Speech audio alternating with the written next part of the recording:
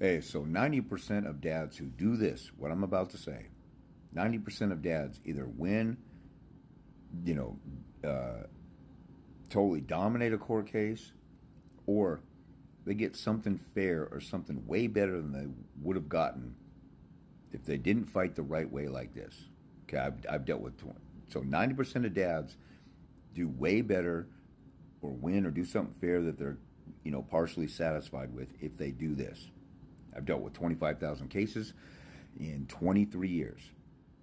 I worked at the courthouse as a clerk for a little bit. I worked as a legal assistant at the largest family law only firm in the state. I've been with several fathers' rights groups. I've, and of course, I've been doing this one-on-one advocacy stuff for 23 years.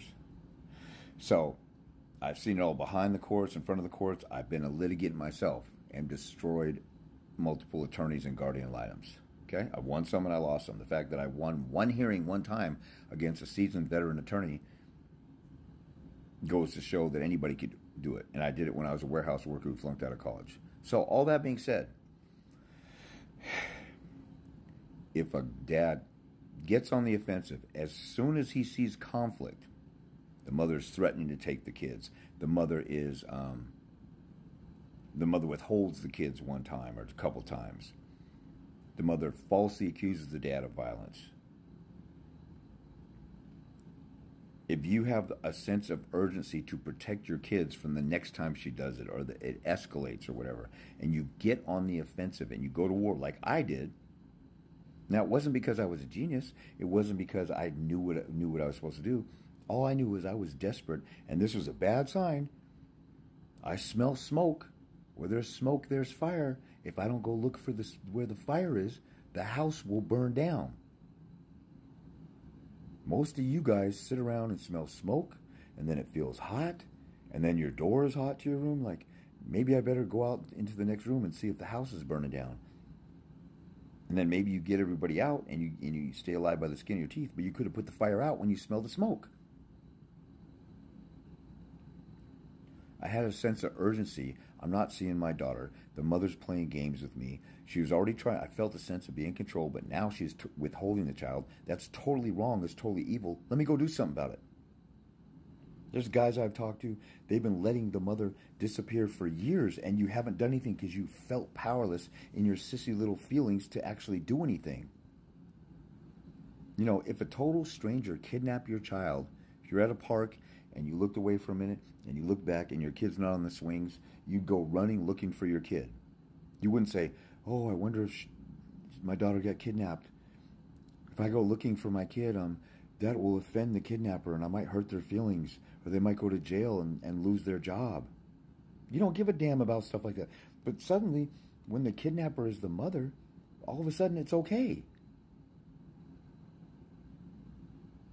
You know, if the mother took a bat and hit your child upside the head, is it less evil than if a stranger did it? The same act is evil.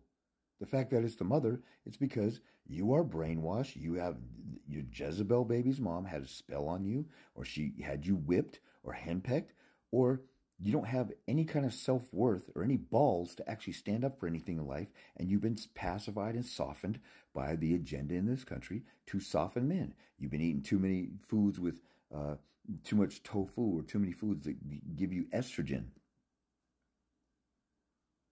The first day the mother has the audacity to steal your kids from you and traumatize your kids and abuse your kids, you should want, as the protector of the family, God gave you a natural inclination to protect your family. When the traitor is within the family, you should attack. You shouldn't run like Simba ran from Scar in the movie The Lion King. It took him a while, or maybe a year or months or whatever the time lapse was, before he realized, you know what, I'm the king of the jungle. Even though Scar is my uncle and he's in the family, if I have to kill him, I'm going to kill him. He's the one in the wrong. It's insane that I even have to explain this to people who are over 12 years old. You should have a sense of urgency to protect your kids. So, I wasn't some insightful genius. I just knew I had to do something, and I scrambled and searched, and I had, like I say all the time, I had access to 1% of the information that you guys have access to for free on my YouTube channel, my Instagram and TikTok, and the free videos and stuff. Now, it doesn't give you every step-by-step practical thing for your particular case. That's why you should get a consult if you have a sense of urgency and you actually give a damn about your life with your kids. If you're not doing anything, you don't give a damn, or you're a lazy, shiftless coward, and you're the problem. And I don't pull any punches, because this is the actual answer. This is the only thing I've seen work in 25,000 cases. Guys getting on the offensive and actually fighting. There is no other alternative. When you go to war, when you're dealing with a bully and you have to stand up for yourself and fight, when you have to walk home this path and a bully steps in your path and his buddies are there bullying you, you might just have to square up and just fight the bully. And you might get beat up. But once you fight him, then he's not going to want to fight you every single day. Or then it's time to call the cops or the principal or whatever, do something about it. When guys get on, see, women are so used to, or they have a natural inclination, it's the curse of Eve, to manipulate men and control men. And then when you give in and play Mr. Nice Guy, they're like, oh my God, what a punk. He just gives into my little game. Well, let me punk him some more. Now, it would be nice if the woman just said, you know what, I just won't cause any conflict and we'll just get along. But they don't do that. You have to go rescue your kids. You created those kids. You brought them into the world. Nobody cares about your kids except you. The mother's manipulating them. Now, for situations where the father's a narcissist, the same thing. It's the other way around. Now, those cases when I've seen women get railroaded, it's because the dad got in the offensive and he got a nasty lawyer, and the mother was being cool and playing nice, and she was a down-to-earth mother and is willing to share the kids, even some who came out of an abusive relationship. But when you get behind the 8 ball and you're on supervised visitation, it's harder to dig you out of the hole, because you went to court. Your attorney thought it was a great idea. Let's just agree on the supervised visitation. But they're falsely accusing me. I didn't do anything wrong. Well, just agree and work your way up and out of the hole. That's a slave-like mentality. You're already thinking that you already got it ingrained in your head that you're inferior and you're just a slave and you can't do anything more. Stop being a pussy. There's no other explanation. You're being a big fat pussy. If you go to war and you fight for your kids, at least you're fighting.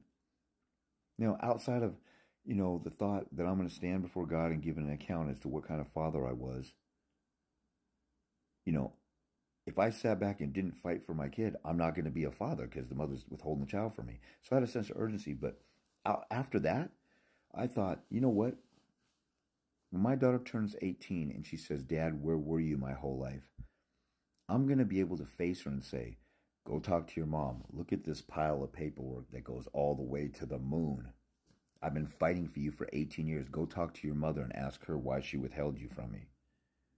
I want to be able to face my daughter and say I fought like it. And I had my mind made up that if I had to, I was going to be in court for 18 years. And I actually was off and on for 20 years. But not to get access to my daughter. So it was more tolerable since I had, access and I had custody and stuff like that than otherwise. But I had a sense of urgency. I got on the offensive, and it was hell for 7 months. I had no idea when the mother, when her attorney called up and said, look, she wants to just work this out and then propose that you have custody. I had no idea I was beating the snot out of her and wearing her down as the war of attrition. Now, I won some hearings. I fought off a bogus protection order attempt. I got temporary visitation after I lost the first time around. I did a revision from a commissioner to a judge. I got her found in contempt. I had to bump the contempt hearing because she scheduled an unnecessary surgery for my daughter. So I had to bump it out a couple months. And so I was patiently waiting. And I was in there for the long term and the long haul. And I was methodic and I kept adding. And I wore her down and I broke her. If I didn't do that, my daughter would have been in California, then in Georgia, then in Kansas. And I wouldn't have seen her. And countless guys have gotten full custody, 50-50, or way better than what the mother proposed because they got on the offensive. If you don't get on the offensive from the beginning, you're going to get screwed and then there's some cleanup to do. There's still hope, but it's